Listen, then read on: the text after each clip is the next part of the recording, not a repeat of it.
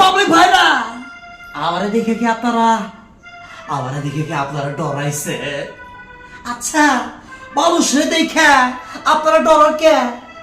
আপনারা কি সাধারণ পাবলিকের জন্য আপনারা কিছু করবেন না?